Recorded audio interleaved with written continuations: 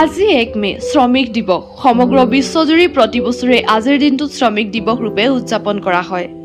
বিশ্বৰ বিভিন্ন প্ৰান্তত সংগঠিত হোৱা ঐতিহাসিক শ্ৰম আন্দোলন আৰু শ্ৰমিকসকলৰ কষ্ট ত্যাগৰ প্ৰতি সন্মান প্ৰদৰ্শন কৰি এই দিনটোত উদযাপন কৰা হয়। 1889 চনৰ আন্তৰ্জাতিক সমাজবাদী ফেডাৰেচন দলসমূহ আৰু ট্ৰেড ইউনিয়নসমূহে 1 মে দিনটো প্ৰথমবাৰৰ বাবে শ্ৰমিকসকলৰ বাবে উদযাপন কৰাৰ সিদ্ধান্ত গ্ৰহণ কৰিছিল। এই সিদ্ধান্তৰ অন্তৰালত আছিল 1886 চনত আমেৰিকা হেইমাৰ্কেটত সংঘটিত এটি দুৰ্ঘটনা।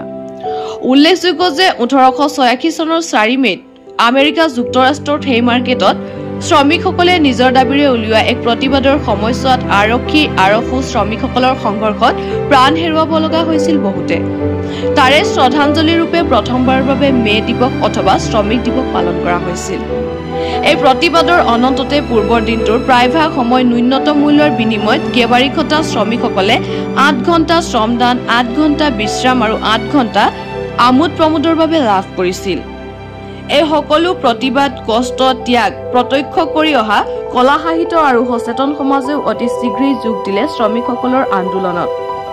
একে উদ্দেশ্যৰে সৃষ্টি হ'ল বহু বিশ্ববিখ্যাত গ্ৰন্থ, কবিতা অথবা গান। তাৰ ভিতৰতে অন্যতম আছিল মেক্সিৰ গৰ্কিৰ মা। 1906 চনত ৰাছিয়াৰ এগৰাকী মহিলা শ্ৰমিকৰ প্ৰেক্ষাপটত লিখা এই গ্ৰন্থই নিমিষতে সৃষ্টি কৰিছিল এক আলোড়নৰ। সমগ্ৰ বিশ্বত শ্ৰমিকসকলৰ কষ্টত স্বীকৃতি দিয়া হ'ল, অনুধাৱনা কৰিবলৈ সক্ষম হ'ল তেওঁলোকৰ শ্ৰম।